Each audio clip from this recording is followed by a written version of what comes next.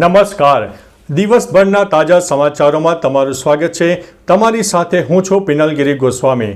સમાચારો વિસ્તારથી જાણીએ એ પહેલા મહત્વના સમાચારો ઉપર એક નજર. નમસ્કાર મિત્રો. અત્યારે સૌથી મોટા સમાચાર સામે આવી રહ્યા છે ઈશુદાન ગઢવીના.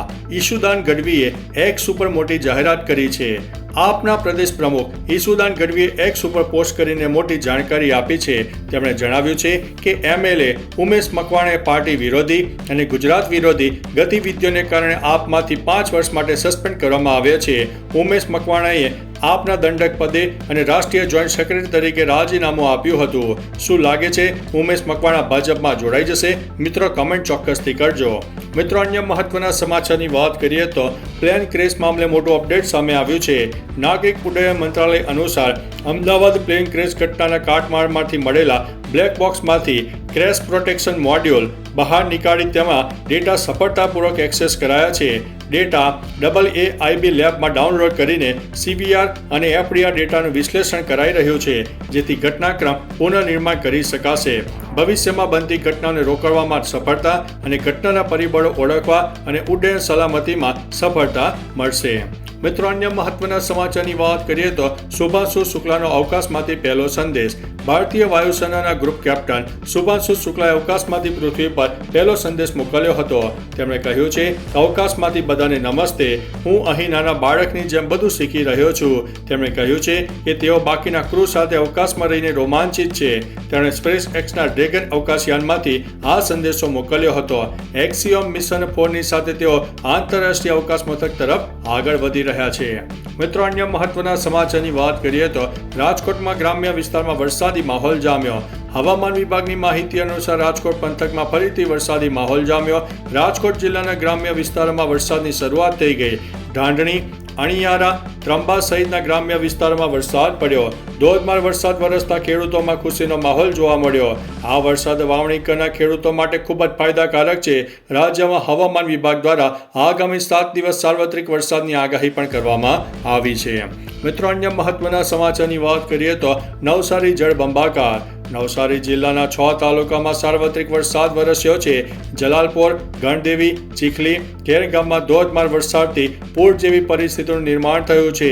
24 કલાકમાં વાંસદામાં 4.5 ઇંચ વરસાદ વરસતા નવસારીની કાવેરી નદીમાં ઘોડાપૂર આવ્યું. કાવેરી નદીના પાણી ફરી વળતા તડકેશ્વર મહાદેવ મંદિર પાણીમાં ગરકાવ થઈ ગયું. ભારે વરસાદના કારણે નવસારીમાં 11 જેટલા રસ્તાઓ પર વાહન વ્યવહાર પણ ખોરવાયો હતો. મિત્રો અન્ય મહત્વના સમાચારની વાત કરીએ તો હવે રાજકોટમાં ધબધબાટી. હવામાન વિભાગની આગાહી વચ્ચે રાજકોટમાં વરસાદી માહોલ જામ્યો. કાલાવડ રોડ, યાજ્ઞિક રોડ, રૈયા ચોકડી વિસ્તારમાં પાણી ભરાયા. Kuvadva road, university road, Mavdi, Jamnagar road, Nana Mava 150 foot ring road પર વરસાદી માહોલ જામ્યો. રાજકોટના અનેક વિસ્તારમાં વરસાદી બેટિંગ શરૂ થઈ હતી. આ સિવાય જામનગરમાં પણ ધોધમાર વરસાદ થઈ ગયો હતો. મિત્રો અન્ય મહત્વના સમાચારની વાત કરીએ તો મહાદેવ મંદિરની દાનપેટીમાંથી ચોરી. મોરબીના હળવદ તાલુકાના ચરાડવા ગામે આવેલ મહાકાળી આશ્રમમાં રાત્રે ચોરી થઈ હોય તેવી ઘટના સામે આવી છે. 2 અજાણ્યા શખ્સો આશ્રમમાં ઘૂસીને દાનપેટી તોડીને ચોરી કરી હતી. કાળ ભૈરવ અને મહાદેવ મંદિરમાં મુકાયેલા દાનપેટીમાંથી રૂપિયા 52,000થી વધુની રોકડની ચોરી થઈ છે. જોકે ચોરીના બનાવ અંગે હળવદ તાલુકા પોલીસ સ્ટેશનમાં ફરિયાદ નોંધાઈ છે. આરોપીઓને પકડવા પોલીસ દ્વારા તપાસ અને તજવીજ શરૂ કરવામાં આવી છે. મિત્રો અન્ય મહત્વના સમાચારની વાત કરીએ તો મંદિરમાં બની અજીબ ઘટના. તમિલનાડુના એક મંદિરમાં એક વ્યક્તિએ તેમની 4 કરોડ રૂપિયાની સંપત્તિ ભગવાનને દાનમાં આપી દીધી. નિવૃત્ત લશ્કરી અધિકારી વિજયને તમિલનાડુના તિરુવંતલમાઈ જિલ્લાના અરણી વિસ્તારમાં આવેલા એક મંદિરમાં પોતાની બધી મિલકત એવી 4 કરોડની રકમ દાનમાં આપી દીધી છે. આ માટે તેમણે સંપત્તિના 2 કાગળો હુંડી રૂપે ભગવાનની દાનપેટીમાં નાખ્યા હતા. વિજય અને એની 2 પુત્રીઓ તેમની સાથે દુર્વ્યવહાર કરતી હતી, તેથી તેમણે આ કામ કર્યું છે. મિત્રો અન્ય મહત્વના સમાચારની વાત કરીએ તો અંબાલાલ પટેલની આગાહી. હવામાન નિષ્ણાત અંબાલાલ પટેલે ગુજરાતમાં વરસાદની આગાહી કરતા જણાવ્યું છે કે હજુ પણ અમદાવાદ, ગાંધીનગર, પાટણ, બનાસકાંઠા, મહેસાણા, સાબરકાંઠા, અરવલ્લીમાં વરસાદની શક્યતા છે. કડી, કલોલ, વિરંગામમાં વીજળીના કડાકા ભડાકા સાથે ભારે વરસાદ થઈ શકે છે. અમદાવાદ અને ગાંધીનગરમાં હળવાથી ભારે વરસાદની શક્યતા છે. આજે રથયાત્રાના દિવસે પણ અમદાવાદમાં હળવો વરસાદ થવાની શક્યતા વર્ણવી હતી. મિત્રો, અન્ય મહત્વના સમાચારની વાત કરીએ તો ગીરના જમજીર ધોધનો પ્રવાહ વધતા 6 પ્રવાસીઓ ફસાયા હતા. રાજ્યમાં ભારે વરસાદ પડી રહ્યો છે. વરસાદી માહોલ વચ્ચે જળાશયો અને નદીઓમાં નવા નીરની આવક થઈ છે. ગીર વિસ્તારનો જમજીર ધોધ ભારે વરસાદને કારણે સક્રિય થયો છે. માહિતી સામે આવી છે કે 6 જેટલા પ્રવાસીઓ ધોધની નજીક જતા ફસાઈ ગયા હતા.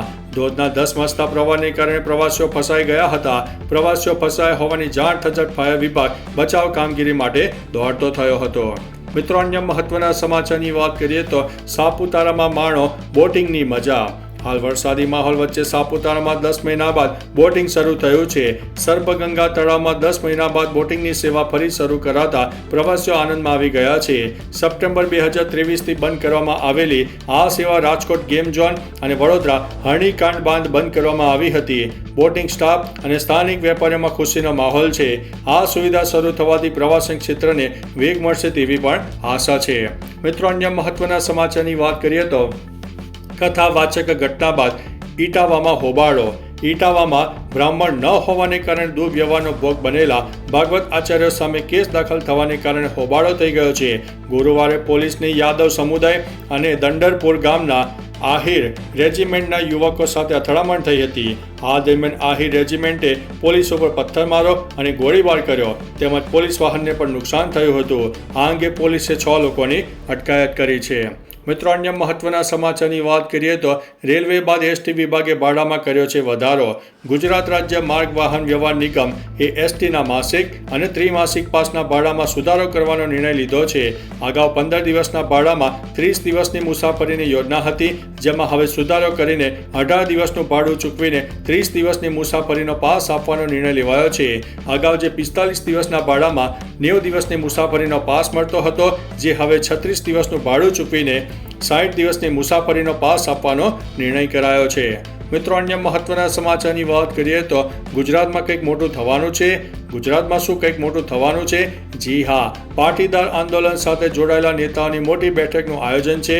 વરુણ પટેલે સોશિયલ મીડિયા પ્લેટફોર્મ ઉપર એક્સ ઉપર ટ્વીટ કરી હતી, જેમાં તેમણે જણાવ્યું હતું કે સમગ્ર ગુજરાતમાં પાટીદાર સમાજના દેખીતા પ્રાણ પ્રશ્નોને લઈને આગામી શનિવારના રોજ ગાંધીનગર મુકામે પાટીદાર આંદોલનથી જોડાયેલા મુખ્ય આંદોલનકારીઓ અને લડાયક સામાજિક આગેવાનોની ચિંતન શિબિરનું આયોજન કરાયું છે.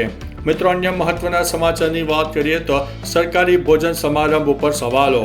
ઓમ બિરલાએ મુંબઈના વિધાન ભવનમાં સંસદની અંદાજિત સમિતિની ડાયમંડ જ્યુબલી નિમિત્તે 2 દિવસીય રાષ્ટ્રીય પરિષદનું ઉદ્ઘાટન કર્યું. જો કે આ કાર્યક્રમ વિવાદોથી ઘેરાયેલો છે.